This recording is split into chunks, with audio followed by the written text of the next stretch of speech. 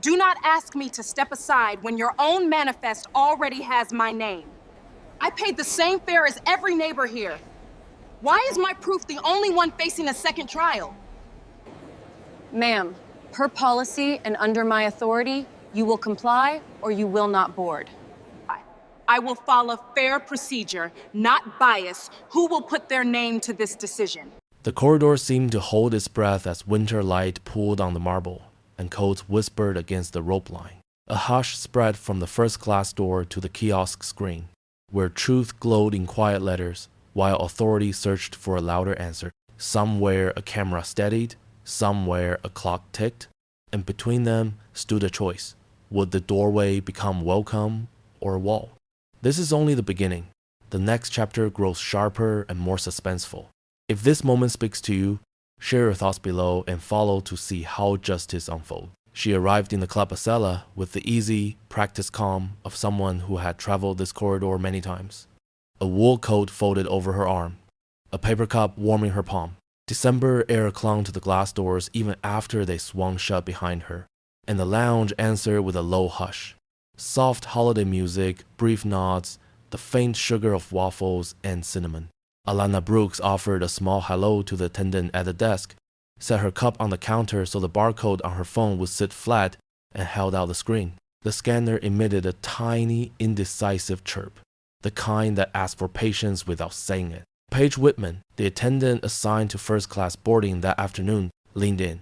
"Ma'am, may I take another look?" Her tone was light, her eyes were not. Alana nodded. "Of course, it's a first-class seat." She spoke in the unhurried way of someone used to lines and procedures. Behind her, an older couple shook snow from their sleeves and admired the wreaths hung along the mezzanine. Near the corner window, a travel vlogger adjusted a small phone gimbal as if it were a salt shaker she wanted just right on the table. On the lounge television above the news ticker, a silent chart flashed a word that Union Station loved to see in early winter: on time. A man in an expensive pea coat, 2 spots behind Alana, said to no one in particular, "Everyone wants first class during the holidays." It sounded like a joke that had worn out its own smile. Alana matched Paige's gaze for a heartbeat, then slid her phone closer. "Scan it again, please." The second scan was cleaner, a confident green square, the screen announcing her name and coach number. Paige's mouth showed a polite smile. Her eyebrows did not. "Thank you, ma'am," she said, then added, "We're double-checking the upgrade list today. Lounge is a bit crowded." Alana did not break stride. "It's not an upgrade," she answered. "It's a purchased first-class ticket." She kept her voice level, as if she were repeating a spelling everyone already knew. The travel vlogger drifted nearer, as casual as a shopper near a bakery case. She did not lift the phone, not yet. Her eyes, though, were awake the way cameras are before the red light comes on. Nora Blake, the station service supervisor, stepped out from a side office with the quick, quiet step of someone who understood both hospitality and schedule math. "If the handheld is being fussy," Nora said, "let's try the kiosk. It's steadier." Alana thanked her and followed. They walked past the coffee station where a small tip jar held a scatter of singles and quarters, a reminder that kindness often came in coins. The kiosk's screen greeted them with a crisp blue. Nora asked Alana to place her phone under the fixed scanner, then nodded when the device hummed and filled the display with a neat itinerary. Washington to New York, first class, seat assignment spelled out in pleasant rectangles.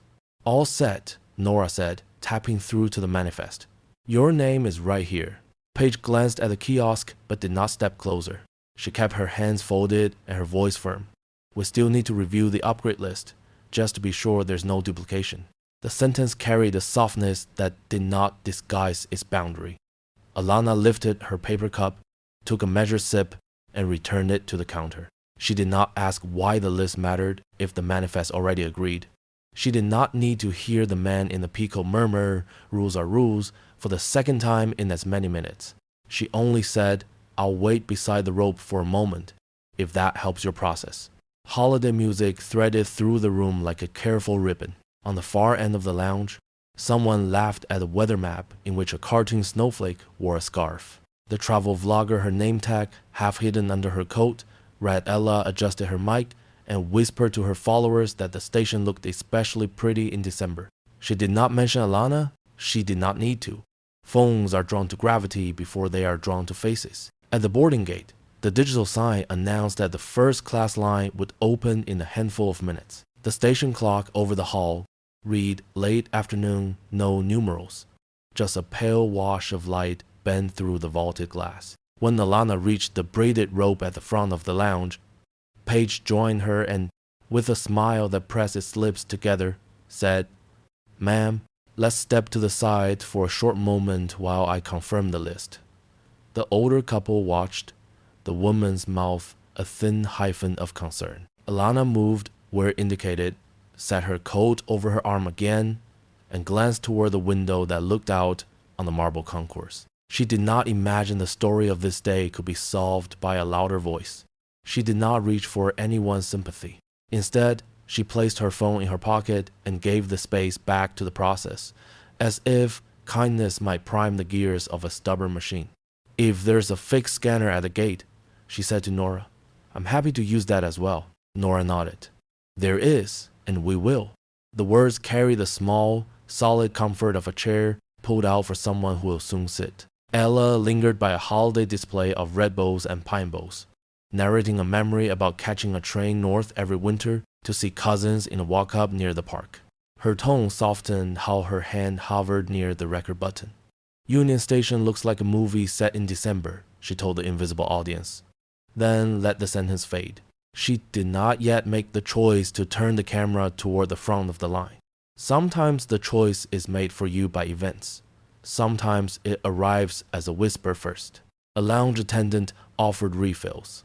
Alana declined, then thanked her by name after reading the small oval on the apron. She thought of the hundreds of small courtesies that carry a country through the month when travel is most impatient with itself. The door held, the bag lifted, the please that means it, the thank you that is more than a reflex. She thought, too, of how dignity can look like, simply standing where one belongs and not apologizing for the space one occupies. "Ma'am," Paige's voice had the tone of a final check. "Would you mind waiting by that pillar while I confirm something with the gate?" She pointed to a place where the edge of the lounge met the corridor to the platform. "Not at all," Alana said, already walking.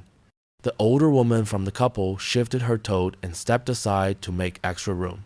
"Thank you," Alana told her. "Safe travels to you both." The woman smiled back, the kind of smile that has weathered a lot and still chooses warmth. Nora returned with a printed strip from the kiosk. "For your records," she said. "It shows the seat and the fare class." Alana tucked it into her pocket with the casual care of someone who knows that paper, even in a digital age, often gets attention a screen does not. The television above them flickered to a story about trains farther north that would be delayed by lake effect weather. The word "on time" stayed on the Washington board like a vow it intended to keep. At the rope, a man in a navy sweater asked the attendant whether the lounge served soup. "We have coffee and tea," she said, "and crackers at the moment." He put $1 into the jar and took a packet of crackers, apologizing for the crinkle. People bent around one another as if the room were a puzzle everyone wanted to finish without bending a single piece. Paige reappeared, a clipboard now in hand. She did not look at Alana when she began to write. Alana watched the pen, not the face. She had learned over the years that ink can tell a story long before a mouth agrees to read it aloud. "Ma'am," Paige said finally, "the list is a bit unusual today, with holiday travel. We're being very careful." The words were polite. The subtext was not. Alana nodded once. "Careful is good," she said. "Careful is fair to everyone, and fair is the point." The rope swung open, and the first wave of passengers began to queue under the sign for first class. Ella drifted with them, microphone down, eyes up.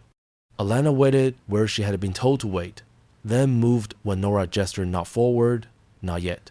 To the side, at the gate itself, just beyond the lounge, a uniformed conductor had arrived. She could not hear what he said to Paige across a little divide of carpet and tile. She could see the shape of a conversation that used the same 3 words more than once. Policy, verify, time.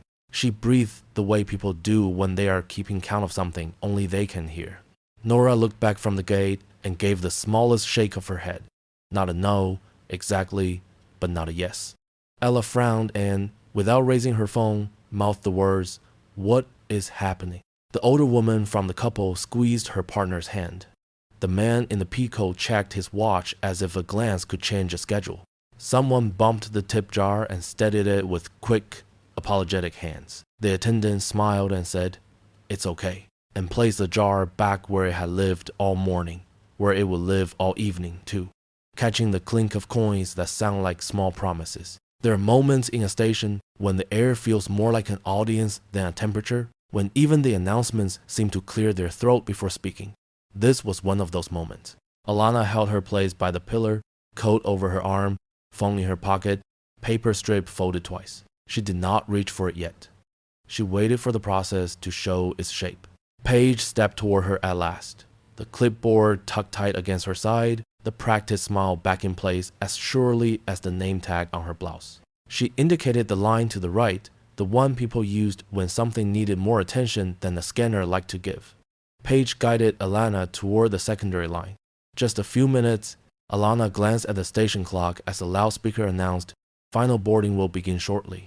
The doors to the platform corridor breathed a draught of cold air into the lounge as the boarding announcement rolled in, a warm baritone, and the small knot of first-class travelers lifted their heads like birds hearing a bell. The moment flowed directly out of what had just happened at the kiosk. A clean confirmation on the screen, a printed strip tucked into a pocket, and yet a lingering doubt that had nothing to do with technology and everything to do with who was standing in line. Alana Brooks stepped forward when the rope was lifted, the wool of her coat brushing her wrist, her voice ready for the plain courtesy that greases every public moment. "Good afternoon," she said to the attendant at the gate, and then she waited, because waiting is the other half of politeness. Paige Whitman reached the threshold, a breath ahead of her, and planted herself there with a smile cut short. The handheld scanner, no longer fussy, beamed green at other passengers moving past. With Alana, Paige raised a palm that did not touch her, but nonetheless made contact. "Ma'am, one more check," she said, and the phrase, "while gentle," carried offense in its shadow. Alana nodded and offered the same screen she had offered in the lounge. The scanner's light hopped across the glass and painted her name in clear letters. Paige did not step aside. "We are reviewing the upgrade list this afternoon," she added, and let the sentence trail away as if the end of it would explain itself. "I am not on an upgrade," Alana answered. "This is a first-class ticket." Her tone stayed even, as if she were reminding a friend which street to turn on. A uniformed conductor arrived with the measured pace of someone who keeps a train married to the clock. Ethan Carver wore a cap that caught the hanging lights, and he took in the small scene with a glance sharpened by years of departures that did not forgive second chances. Behind Alana, a handful of travelers edged from foot to foot, less impatient with her than with the way time works on the platform in December. To the side, the travel vlogger from the lounge, Ella Hastings, had drifted near the velvet stanchions. Her phone still pointed toward the floor. Her attention did not. "Afternoon," Ethan said, with a courtesy that was real even as he measured the schedule in his head. "What do we have?" Paige pointed to her clipboard. "Manifest shows tight capacity. Upgrade list is unusual today. I am verifying." The words rolled the air as if the air had always meant to carry them. Alana's reply was plain. "The kiosk confirmed my ticket and seat. The manifest showed my name." Nora Blake, the station supervisor, had reached the group and nodded once to Alana.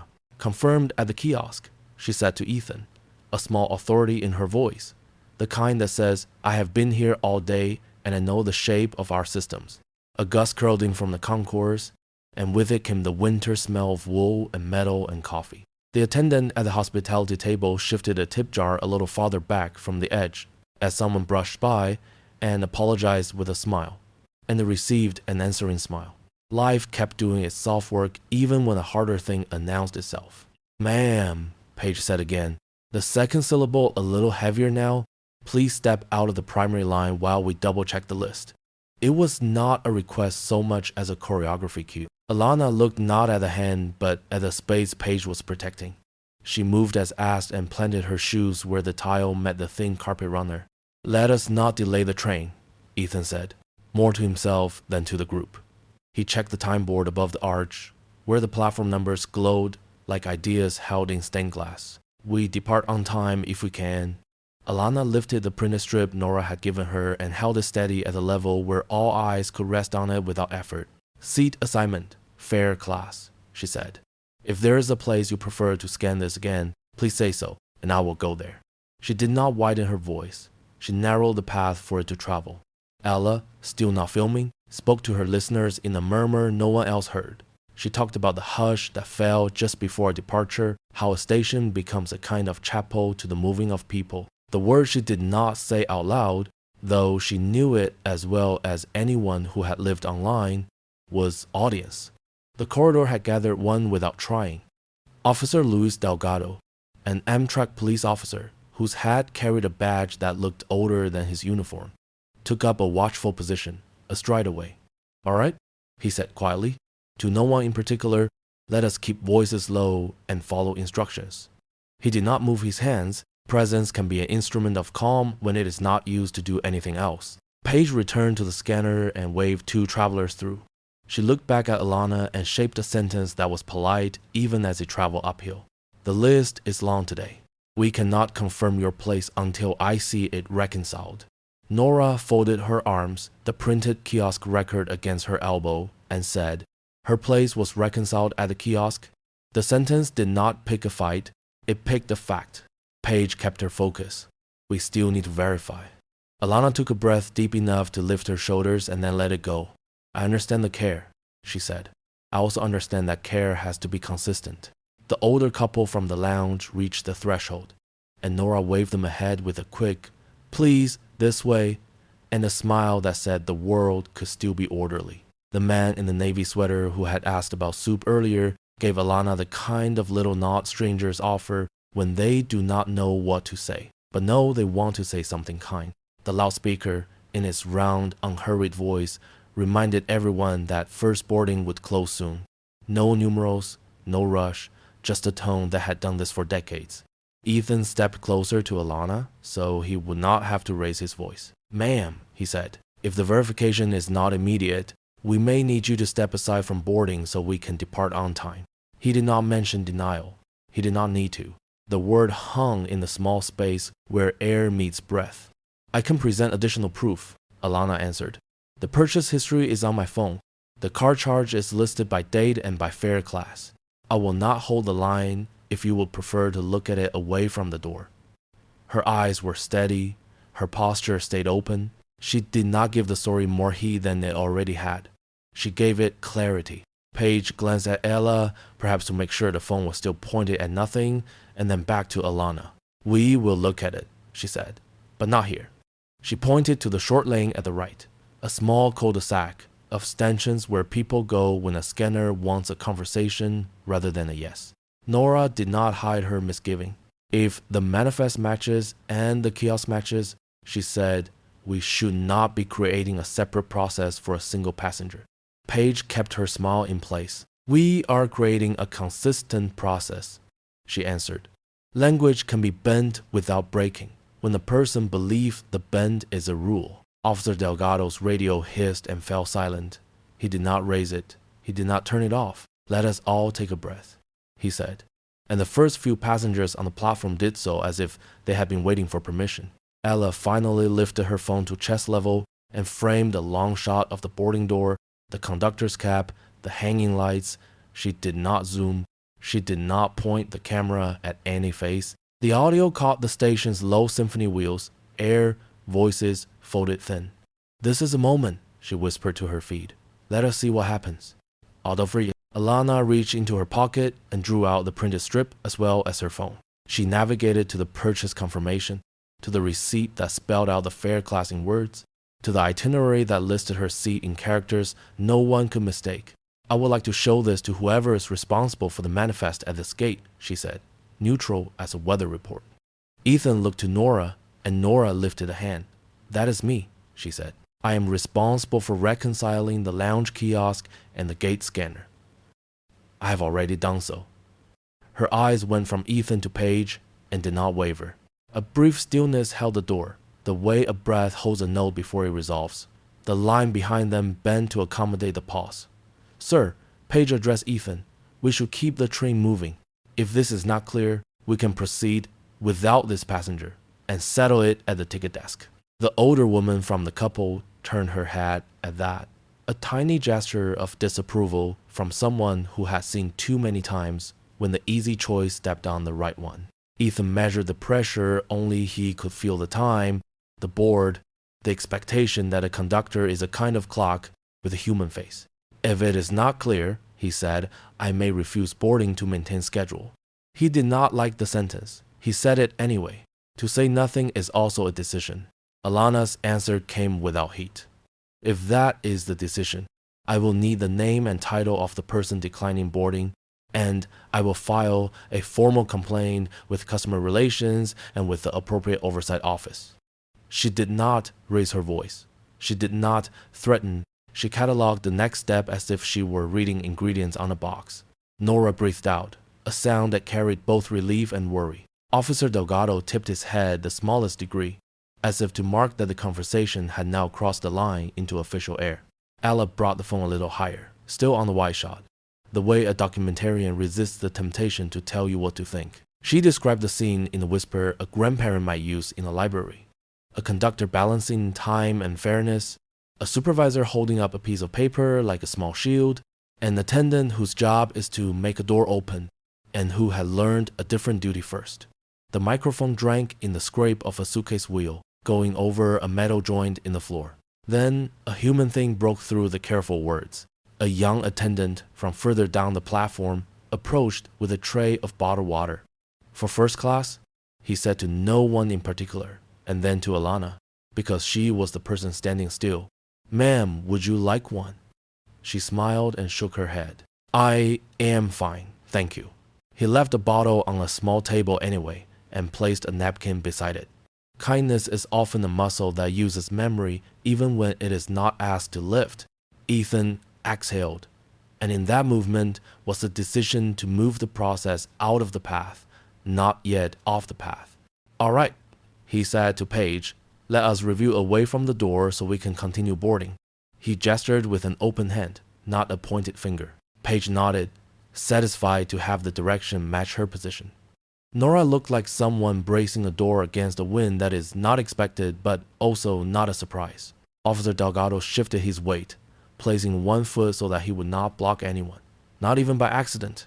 Alana gathered her things, the printed strip, the phone with a quiet glow, the coat, and moved as indicated. She did not hurry.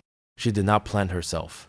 She allowed the choreography to continue, because a dance is easier to critique when you are still on the floor. She kept her voice steady. I want to help this go quickly, she said to Ethan. And I also want to make sure we are following the same rule for everyone. Ethan offered a small nod that carried more meaning than a speech. Understood, he said. We will make this right, one way or another. The attention of the waiting passengers loosened as the main line began to flow again.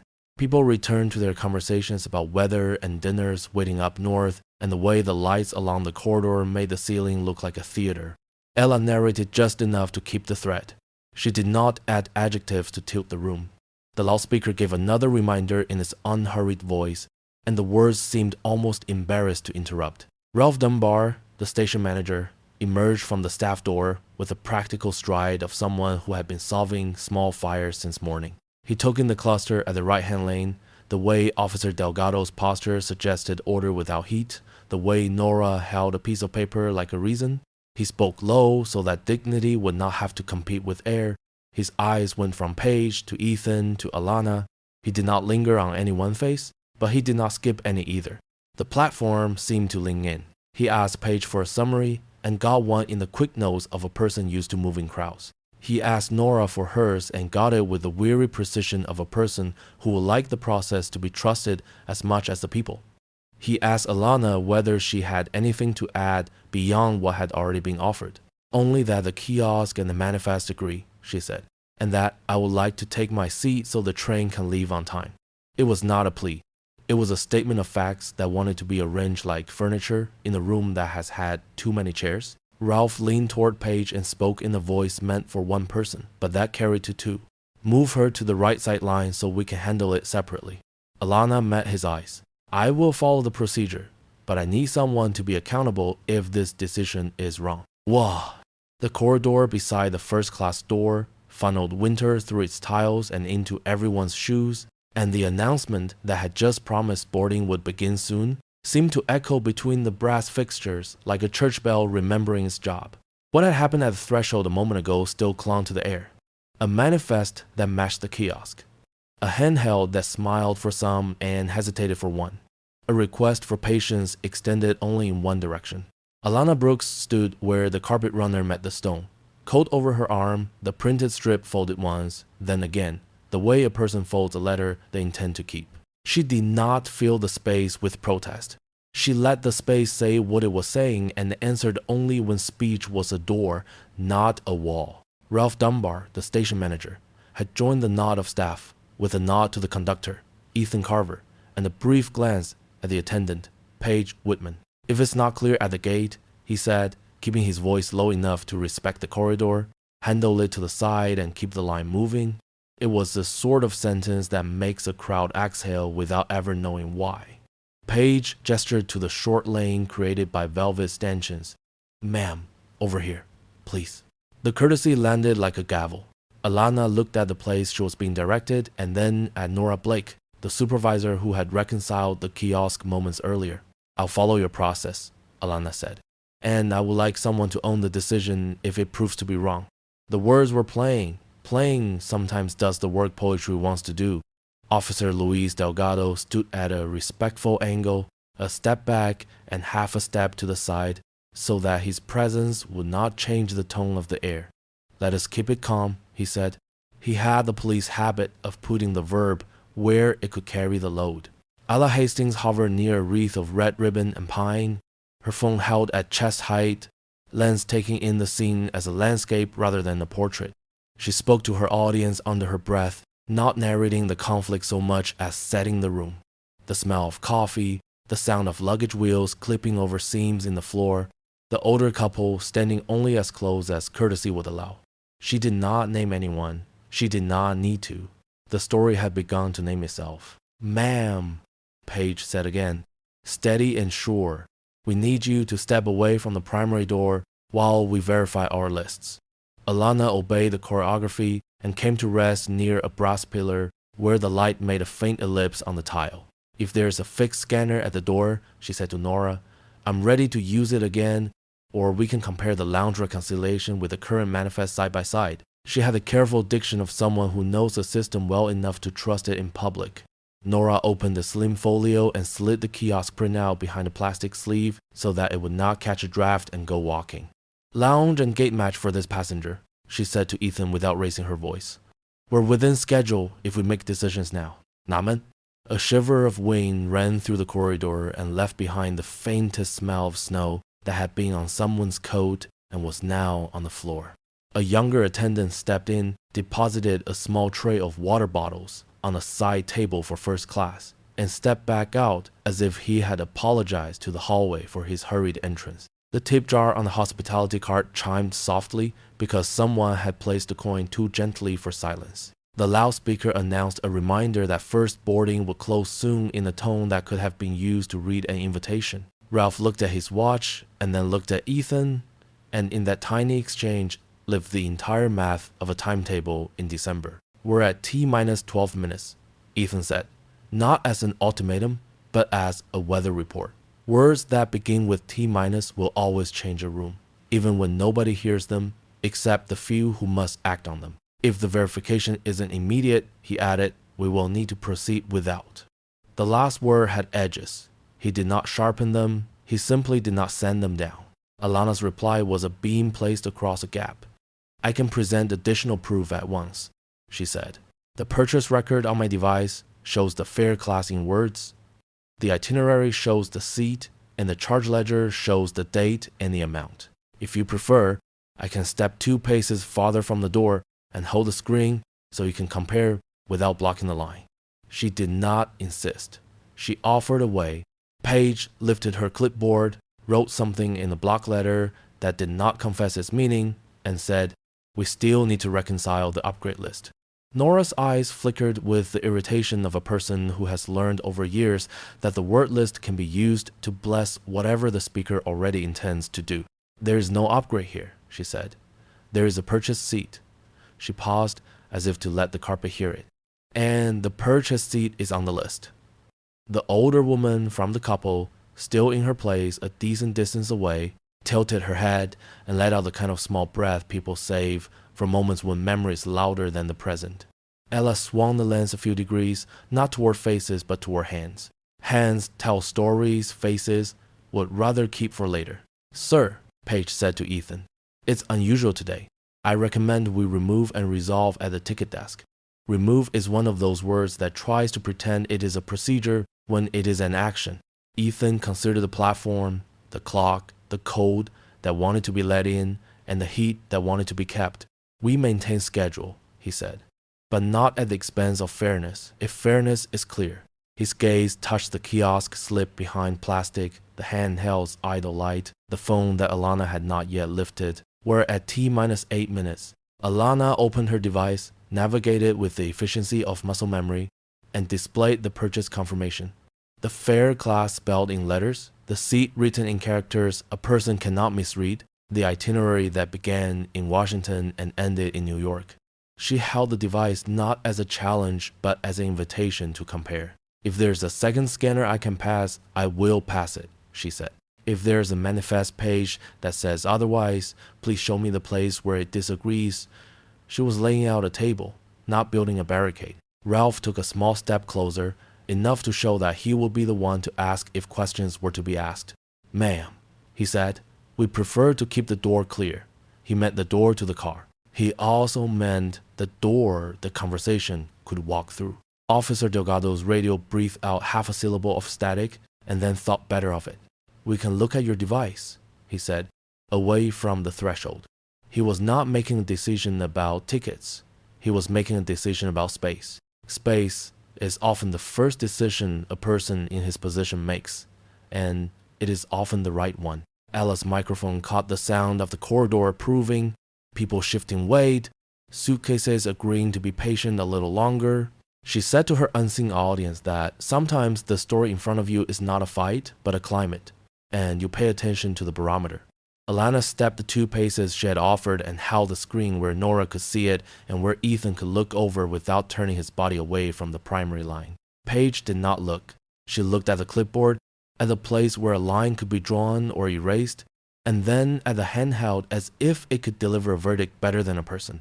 We're creating a consistent process, she said, though the process in front of them had been consistent until it was not. Consistency is not the same as repetition, Nora answered. Repeating a mistake does not make it a protocol. The sentence was so gentle that a passerby might have heard it as a compliment.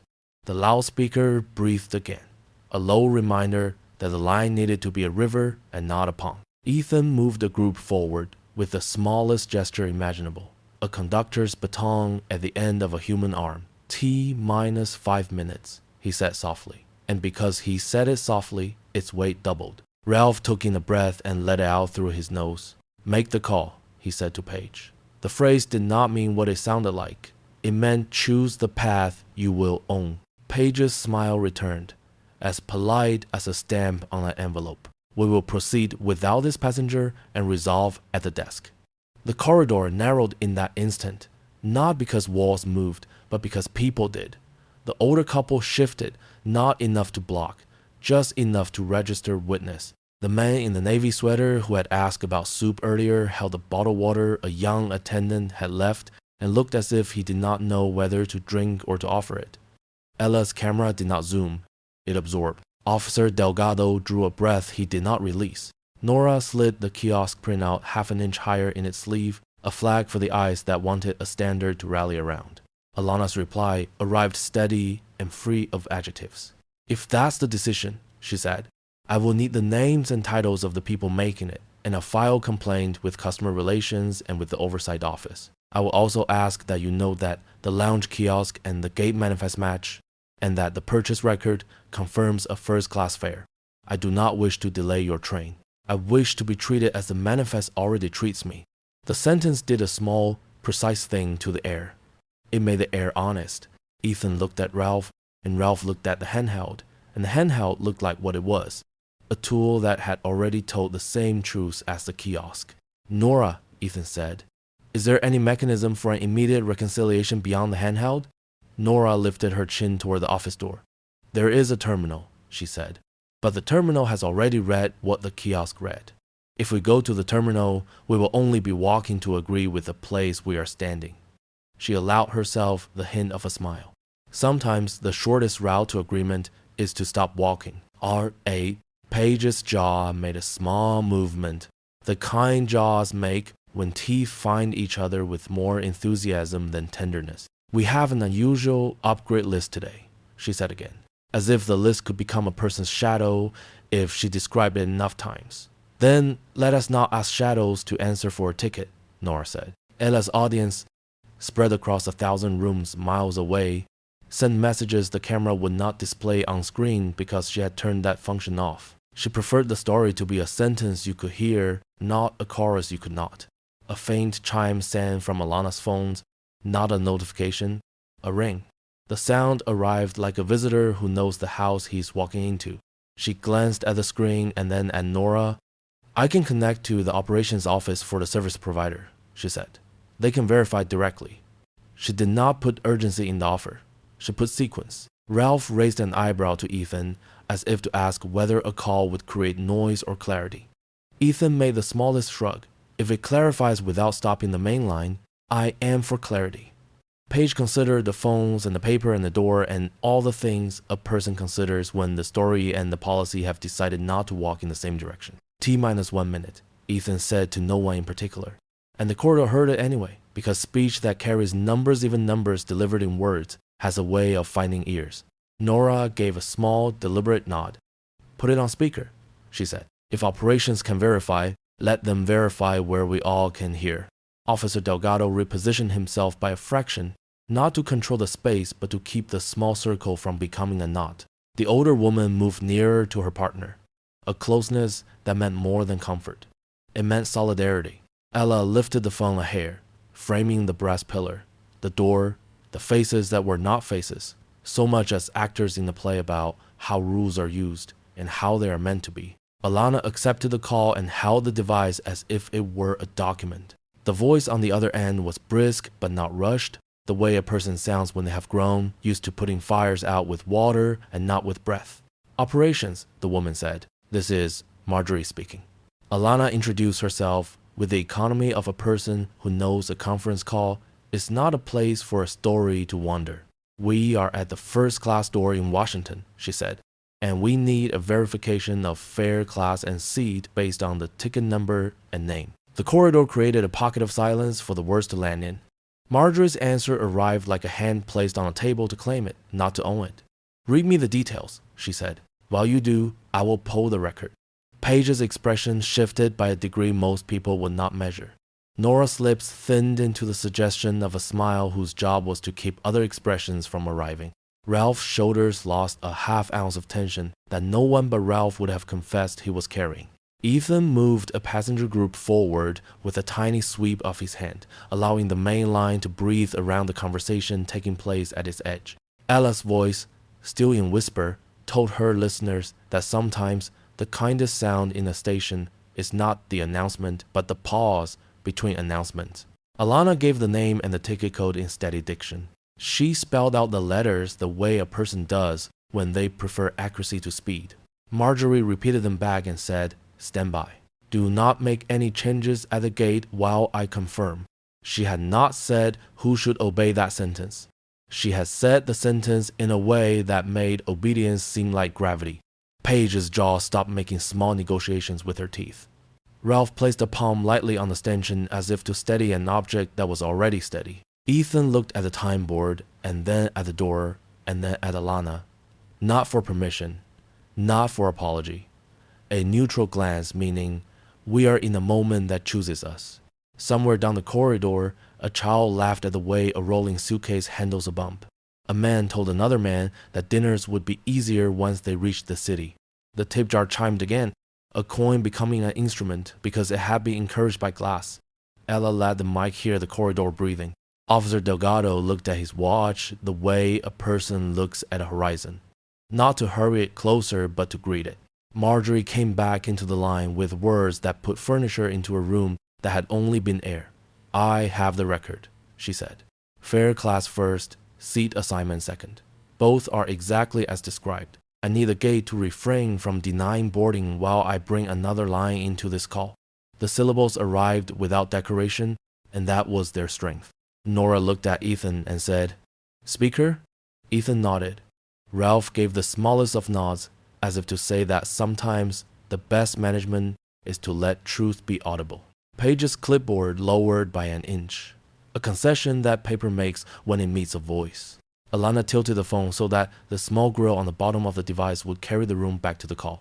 The code at the corridor's edge gathered itself and then released, the way weather inside a building does when people decide, all at once and without meaning to stop holding their breath. Please hold the line, Alana said, and the consonants placed themselves where a listener would want them. We will verify directly right now. The door behind them began to signal closing. The speakerphone carried the room the way a window carries a winter view, clearly, without decoration, and with a small edge of cold. What had just happened at the threshold still hung in the air. The handheld that liked some names better than others, the kiosk that had printed the truth without fanfare, the door that had flirted with closing while courtesy tried to keep pace. Alana Brooks held the phone so that its small grill pointed toward the group, and the corridor answered by growing quiet in the way spaces do when they decide to be kind to a voice. She did not raise her chin. She did not frame herself. She simply made the conversation audible. Nora Blake, whose job taught her the difference between transparency and theater, was the first to bridge the gap between private and public. Let us put this on speaker so everyone hears the same thing, she said, and it sounded less like a suggestion than the sort of house rule that prevents small arguments from becoming large ones. Alana nodded. We will be transparent right here. Paige Whitman took a breath that wanted to be a protest and settled for a policy. This should be handled in an office, she said, the last word chosen as carefully as a lock chooses a key. We have procedures. Ethan Carver, reading the board with one eye and the people with the other, lifted a hand with authority and mercy welded to the same gesture. Hold the door for 60 seconds, he told the agent at the threshold, and keep the line flowing around the lane on the right. His voice carried the timbre of steel that has learned to bend without breaking. A ribbon of cold air slipped from the concourse and tucked itself under coats. The hospitality cart chimed faintly when a coin found the glass of the tip jar. A pair of travelers drifted toward the platform with the tiptoe dignity of people who do not want their footsteps to matter. Officer Luis Delgado repositioned by half a stride, so he could see faces and hands without becoming the center of the picture. Voice is low, he said, a sentence that works wherever human beings would like to remain human. Ella Hastings, whose lens had discovered both restraint and reach, settled her phone at chest height and framed the boarding door and the circle near it, a landscape rather than close-up. She did not narrate the conflict. She narrated the weather inside the space, the murmur of announcements, the clack of wheels, the soft rasp of coats. Her audience grew in numbers the microphone would not repeat out loud, and that was better. Attention should be a listener, not a character. On the phone, a woman's tone filled the little speaker with the tidy authority of a person whose desk is a map of problems that learned how to behave. Operations, she said. This is Marjorie speaking. The room heard her the way a class hears a good teacher. Not with fear, not with awe, with relief that the next sentence would be clear. She asked for Alana's name and ticket details, and Alana read them in even diction, spelling letters the way a person does who prefers accuracy to speed and respect to flourish. A beat of silence clicked across the line, then the brisk nod of words. Stand by, Marjorie said. Do not make any change at the gate while I confirm on my end. She did not add please. Good sentences do not always require it. Paige's jaw moved once, the way a person's jaw moves when it meets a new rule that has always been true. Ralph Dunbar, who had arrived with the practical energy of a day that had demanded a dozen decisions already, rocked forward on the balls of his feet and back again, a human metronome for the math of on time. Ethan glanced at the digital Bortno numerals on his tongue, only the practiced translation of a conductor's mind. We are within our cushion. he said to no one in particular and everyone at once. Keep the main line moving. Nora slipped the kiosk printout higher in its sleeve and held it at a tilt that let the overhead lights make the text easy to read without glare. The older couple, who had noticed everything and judged almost nothing, edged together, sharing a look the way some people share a scarf. Marjorie returned to the call with sentences that walked as if they knew exactly where the floor would be. I have the record. Fare, class, and seat are as stated. This matter involves contract oversight for the first class service, so I am asking the gate not to deny boarding during verification. The corridor did the listening that makes a place feel like a person. If you will keep me on speaker, she added, I will bring another line into this call. She chose the word bring rather than add, and it fit.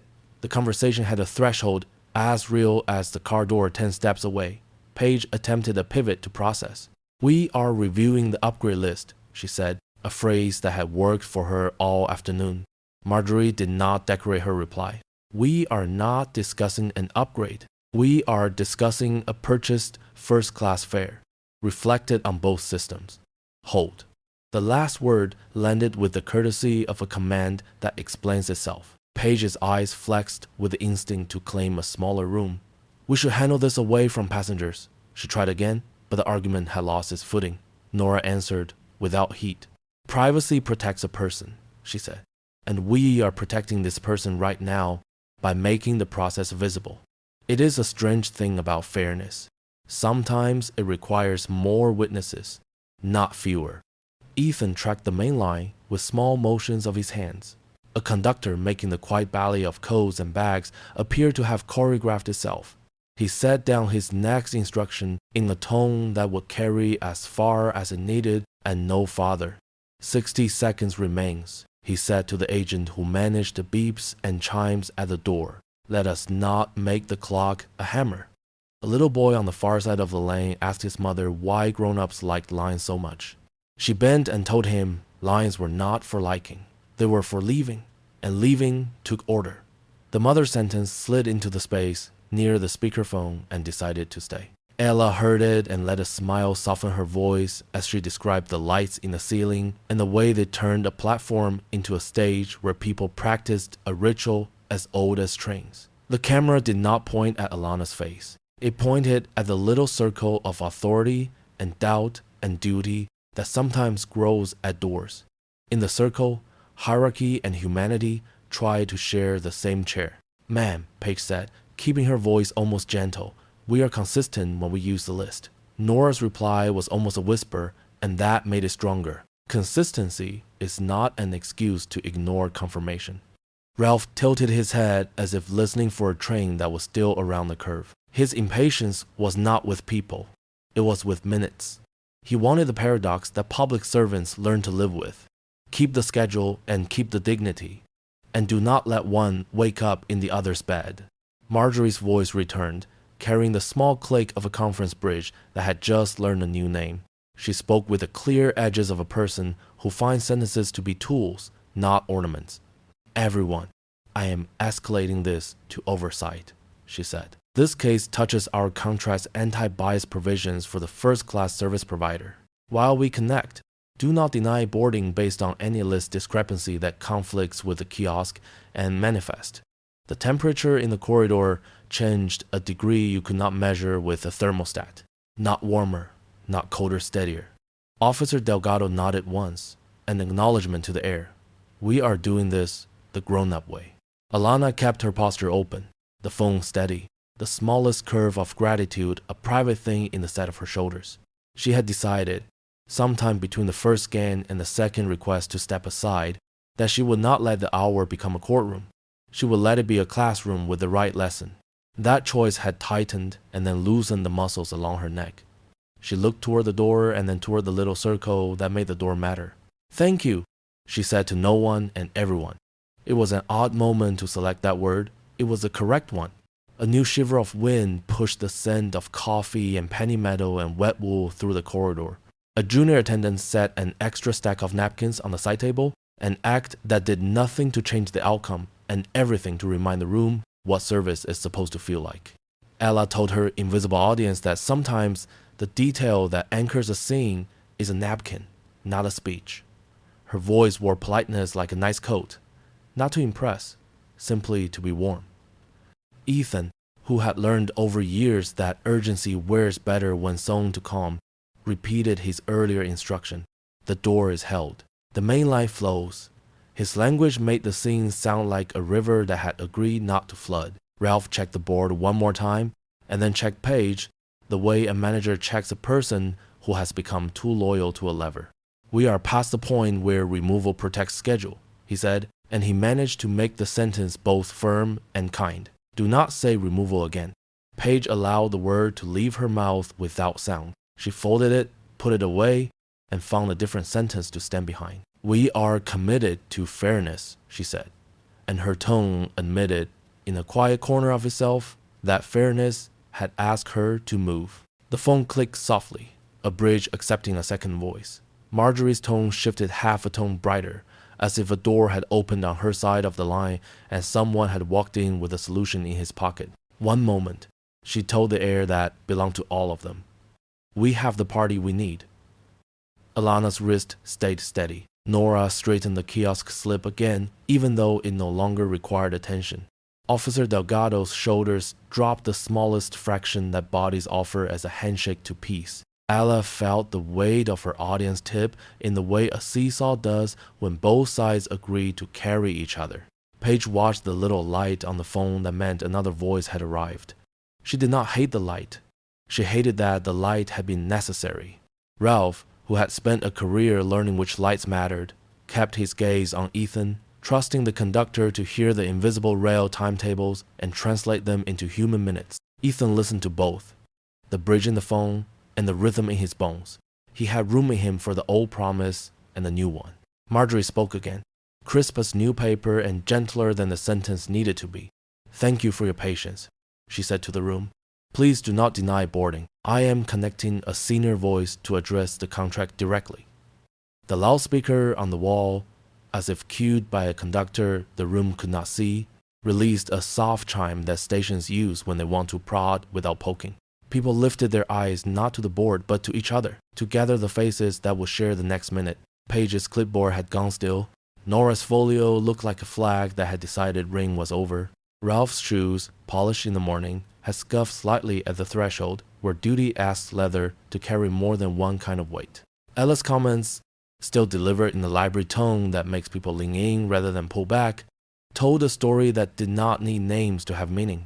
Officer Delgado cleared his throat once, not because he had something to say, but because silence functions better when it has company. Alana looked at the door again, the one that would become a wall if it closed, and the future if it opened. She thought about how many trips had looked like this moment for people who were asked to prove a thing after they had proved it. She decided that proof should not be a personality test. It should be a bridge anyone could walk across. The chime reminding 1 minute before departure sounded. A male voice had joined the line. "This is Graham Porter." The line carried his name in a measured baritone that sounded built for rooms like this, rooms that needed authority to arrive wearing its hat and not its boots. It reached through the small speaker and settled into the corridor as if it had always belonged there. The last minute had placed everyone on a narrow ledge between procedure and outcome. The voice gave the ledge a railing. He introduced himself with a courtesy that held a spine. He explained, without flourish, that he represented the company responsible for first-class service on this route, and that the passenger at the center of this pause, Alana Brooks, was the chief executive officer of that company. The words did not tilt toward drama. They landed with the weight of a document that had just been unsealed. Silence answered first, the respectful kind that gathers when a room realizes it must rearrange its furniture. Ethan Carver did not move his feet, but he did let the set of his shoulders change by a fraction conductor's acknowledgement when a new signal appears and the old one steps aside. Nora Blake's relief showed only at the corners of her mouth, in the smallest easing of a line that had been working too hard. Paige Whitman managed not to look at the lens she could feel even when she could not see it. She kept her attention on the clipboard as if paper could hold a door closed on a fact. Officer Luis Delgado shifted to keep the cluster in his line of sight, a respectful sentinel who believed that Every calm scene has been negotiated quietly by someone. The voice on the phone did not ask for an audience. It assumed one because the work ahead required it. He thanked the station team by role, not by name, conductor, supervisor, attendant, security, and he used the sort of thanks that names labor without making it a favor. He then asked operations to read the relevant contract language aloud.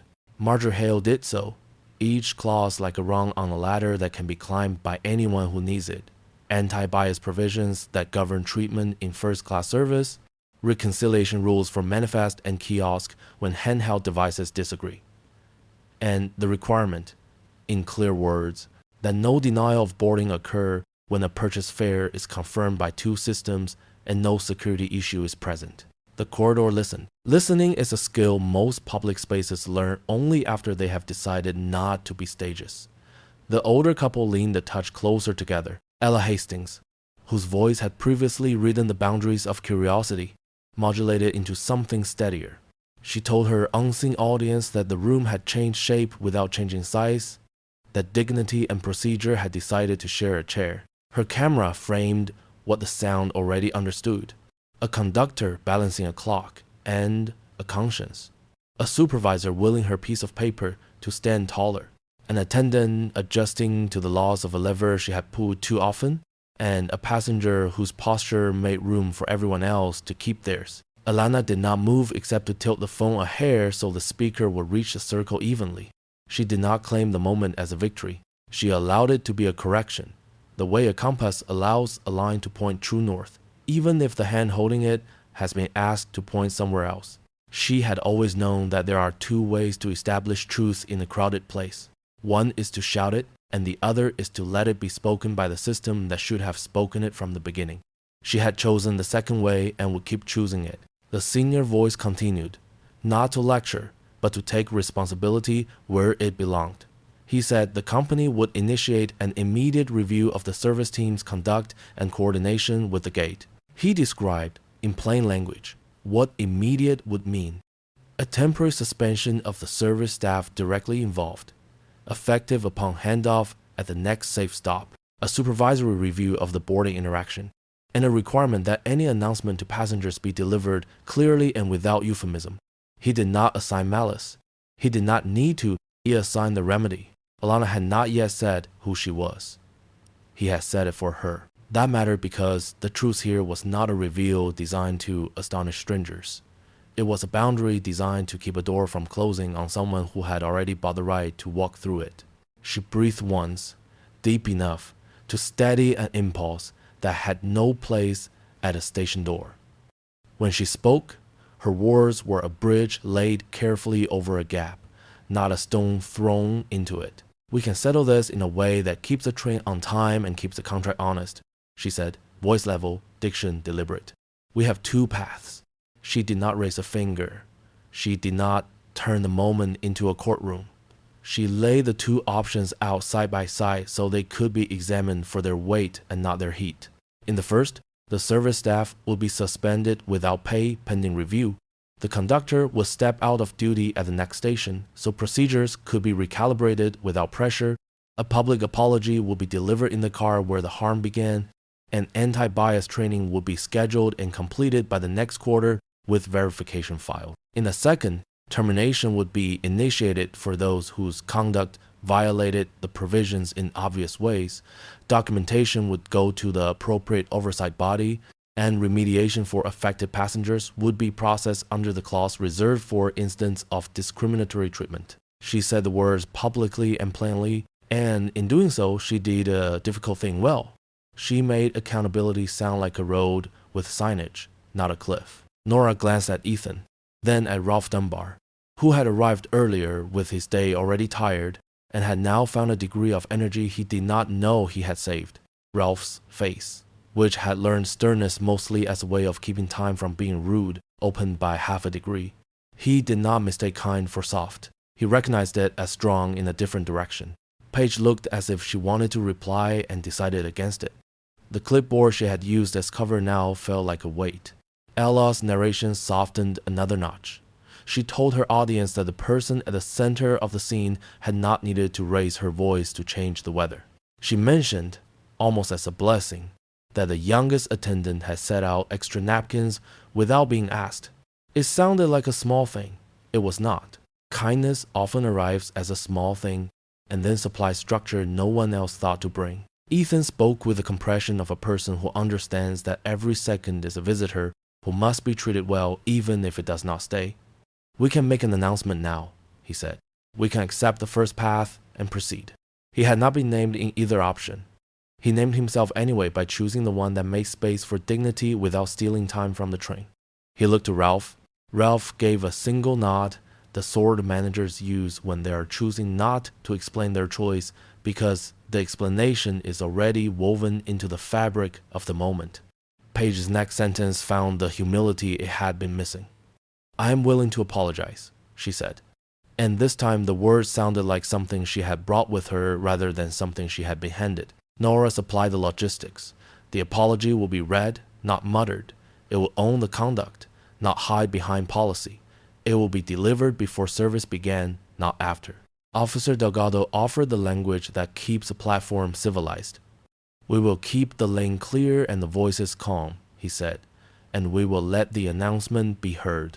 Interrogation. Marjorie added a final piece from operations. The review would open a case number that passengers could cite if they wished to follow up, and the Oversight office would receive a log describing the incident's timeline and the choices made to correct it.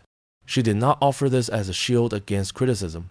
She offered it as a promise that the correction would not stop at the door when the door finally opened. Ella chose that moment to say something to her listeners that surprised even her. She told them she had walked into the lounge earlier thinking the story she might tell would be about holiday travel and pretty lights. She had found, instead, a lesson she meant to carry.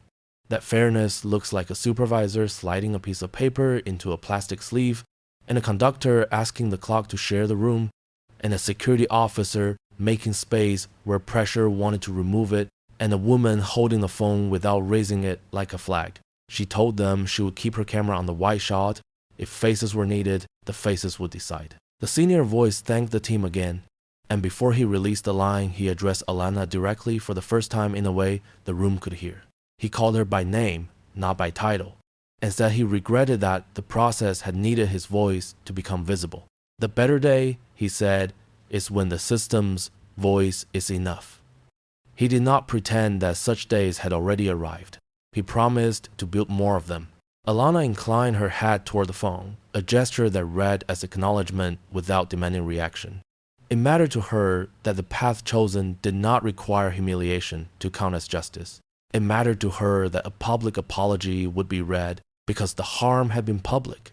It mattered to her that training would be scheduled like anything else the company claimed to value. She had lived long enough to know that an apology without a schedule is a wish and not a plan. Ethan received the baton the way conductors receive every baton. As a duty, he would try not to make look like one. He turned to the agent at the door and gave a small instruction. The agent adjusted the controls that decide whether a threshold is a wall or a welcome. The corridor held its breath not to stop anything, but to make sure the next sound would have room to do its work. Ralph, who had begun the day with a tie he no longer liked, glanced at Paige, and the look was not sharp. It was firm in the way that tells a colleague their future remains a landscape rather than a door. Nora prepared a short paragraph on a tablet that would become the skeleton for the spoken apology.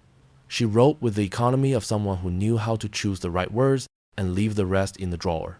Officer Delgado let his eyes pass over the small ring of listeners and then rest on the exit signs as if to remind them they were there, useful and unneeded. Marjorie thanked everyone on the call and signed off.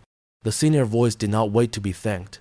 He had work to do that would not fit on this platform. The speakerphone went quiet in a way that made the room realize just how much care had been living in the wire a moment ago. Ella lowered her phone whisper and reset her grip. Not to change the story, just to respect it. Alana took a breath. It looked like an ordinary breath. It was not. It was the kind of breath people take when a door is about to do the right thing and they would like to meet it halfway. She met Paige's eyes. Paige met hers. What passed between them was not a truce. It was an acceptance of the work that would have to be done later and the promise that it would be. Ethan faced the entrance to the car, his cap drawing a neat line under the holiday lights. His voice became the room's center without raising itself to the level of a shout. "Passengers, your attention please. We have an official announcement." Alana closed the phone, eyes steady on the door, read it clearly. The car eased forward with a gentle shiver, and the announcement came through the ceiling speakers in a voice trained to be heard without hurrying anyone. The conductor thanked everyone for their patience, affirmed that the first-class cabin would be moving shortly, and then yielded the line. The apology followed in words that did not hide behind policy. It named the conduct, not the inconvenience. It said that a passenger had been treated unfairly at the door, that confirmation already in hand had been ignored, and that the company would correct the error and learn from it. No one clapped. No one needed to. The sound of the car taking the curve out of the station was enough of a punctuation mark. When Paige Whitman spoke, she kept the page in front of her and read each sentence with care, so that none of them would break under the weight they carried. She said she was sorry, not that the situation was regrettable. She said she had relied on a list that had not deserved the authority she gave it, and she said she would accept the consequences the contract spelled out. She spoke in a voice that remembered how to be kind and was learning how to be accountable. The words filled the cabin and then settled into the upholstery the way the faint smell of coffee does in winter. People listened. A few heads turned toward the passenger who had been asked to wait beside a pillar not long ago, and then those heads turned forward again, because sometimes the most respectful thing a person can do is let a public moment be exactly that and not turn it into a spectacle. Alana Brooks sat in her seat by the aisle, her coat folded across her lap, her hands quiet on the armrest. She did not turn toward the apology as if it were hers to receive alone. She let it be what it needed to be, a correction delivered where the harm had happened. The overhead light watched the edge of a holiday ribbon on the bulkhead, and she thought, not for the first time, about how rituals help a country remember itself when travel and weather make patience thin. A service attendant came down the aisle with a tray of bottled water and hot towels. He paused beside Alana and offered both. She accepted the towel and thanked him by name after reading his badge. The gesture was small and real, the kind of thank you that looks around for a person rather than the process. Ethan Carver stepped into the front of the car and spoke again, brief and steady. He noted that the service team involved would be relieved at the next station and that a supervisory review would begin immediately. He gave a case reference that passengers could cite if they wished to follow up and promised a printed summary will be available by email later that day. He then returned the car to Nora Blake, who outlined the practical details, the way a nurse translates a doctor's plan. There would be retraining for the staff, not in theory but on a schedule. The company would audit compliance on a regular cadence, and the channel for anonymous reports would be open to both employees and customers. Paige approached Alana without presumption and waited until Alana looked up. "I am sorry," she said again, quieter now, no page in her hands, no speaker to carry the words.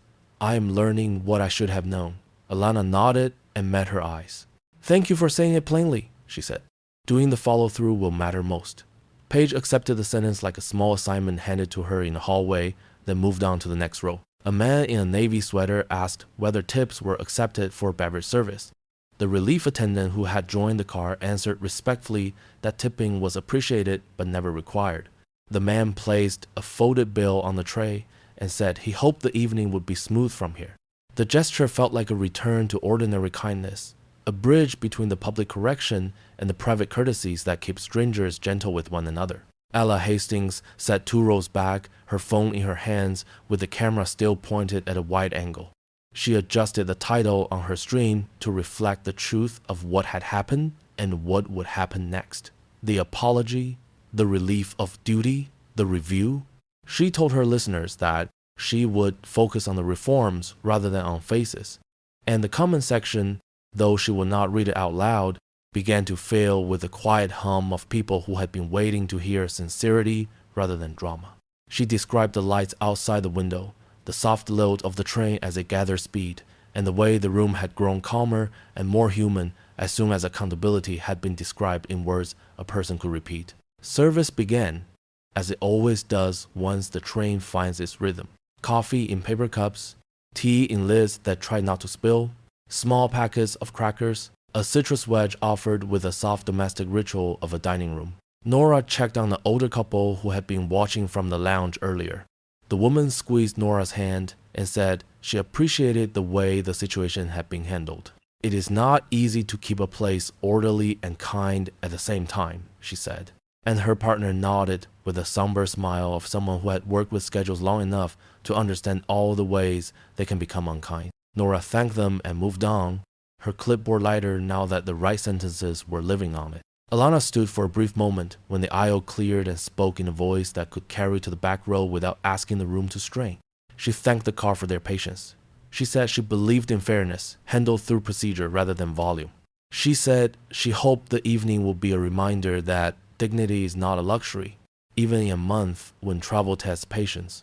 She did not speak for long. She sat down and sent an email that had been a draft in her mind for months, a reform package that would not wait for another headline to be necessary. The note went first to operations and then to the executive team. It created an anonymous reporting line managed by an outside firm so that employees and passengers could speak without fear. It tied incentive bonuses to fairness metrics, not only to on-time performance, so that speed would no longer tempt anyone to ignore dignity. It scheduled independent audits every quarter and required that the results be shared with Oversight, not just internally. It asked for a refreshed training curriculum focused on bias and de-escalation, delivered in person, not as a video that could be played while a person answered other emails. It proposed a small, simple change that would cost little and matter much. A printed card at every boarding door that explained, in clear language, how verification should work when systems disagree, and who to call in those moments, so that people are not made to prove themselves twice. Ella, narrating softly, told her listeners that the most moving sound she had heard all evening was not the apology over the speaker. It was the clink of a coin in a tip jar, the small talk between strangers about soup and snow, the ordinary decency that travel can almost smother when it forgets itself. She promised to post a transcript of the apology and a list of the reforms once they were public, and then she lowered her phone halfway to let the car belong to the people inside it rather than to the people behind the screen. The train settled into a steady heartbeat between cities. Streetlights drew gold punctuation along the window edges, and the stations along the route slid into and out of focus like memories. Officer Luis Delgado stepped through the car once more, friendly and unobtrusive, then nodded to Ethan and left the train at the next stop with a small wave that meant the evening no longer required his presence. The relief crew boarded with efficient, respectful movements, and Paige gave a quiet thank you to the attendant who took her place. She gathered her things and stepped off at the station, not in disgrace, not in performance, but in the sober knowledge that accountability works best without applause. Nora returned to Alana's row with a printed notice that included the case reference and the email address for follow-up. "If you need anything further," she said, "please write. We will answer." Alana thanked her and asked whether copies would be made available to others in the car. Nora said they would be, and that a summary would go out to all first-class passengers after arrival. The older woman across the aisle leaned in and said, "You kept your voice steady when it mattered."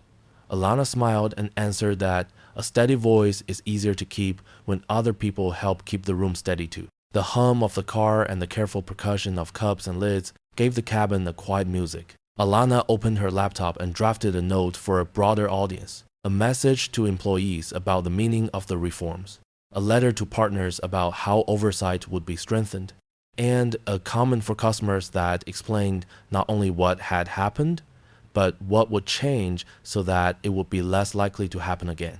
She kept the language plain and the sentences short, the way a person writes when they know that almost everyone will be reading on the phone. Ella's voice, now barely above a whisper, told her audience that she was signing off.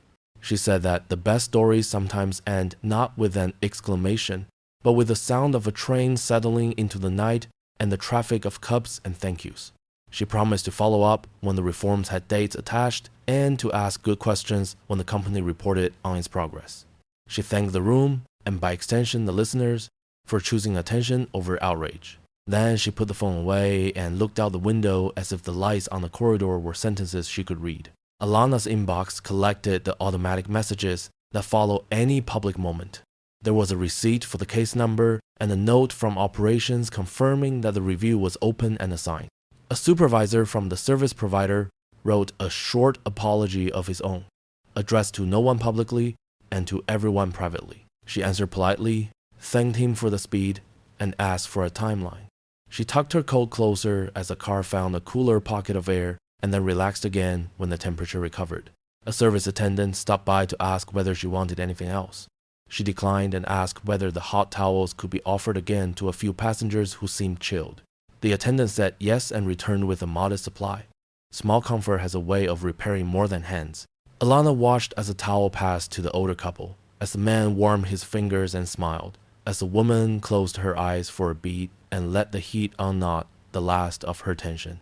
The rhythm of the railway submerged the car in the feeling older than the season, the hush that comes when people agree, without saying so, to share a room for a while and make it easy for one another to do so.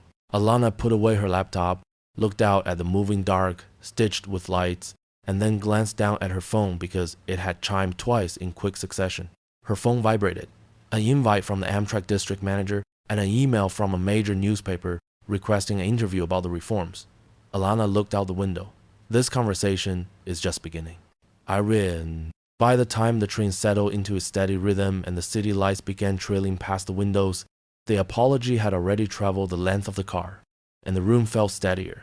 Coats loosened, voices softened, and ordinary kindness water offered a warm towel. A patient smile took its rightful seat beside the tickets and timetables. What endured was not the title anyone carried, but the way truth, once spoken plainly and heard by all, rearranged the space so that dignity could breathe again, the way a drafty door finally closes and the heat returns. The heart of it is simple and old as rail. Love that respects a neighbor, the humility to make amends, and the quiet labor of building a safer home together in a cabin, at a gate, around a kitchen table, in a waiting room where strangers become neighbors for an hour. Like a porch light kept burning for a late traveler, one unadorned act of fairness can guide us through the darker curves of public life and remind institutions that their power rests on service. Take a moment, as the wheels sing and the miles unspool, to notice the small mercies within reach and how they gather into shelter. And if this story has found you where memory runs deep, consider carrying its warmth to the next doorway you meet.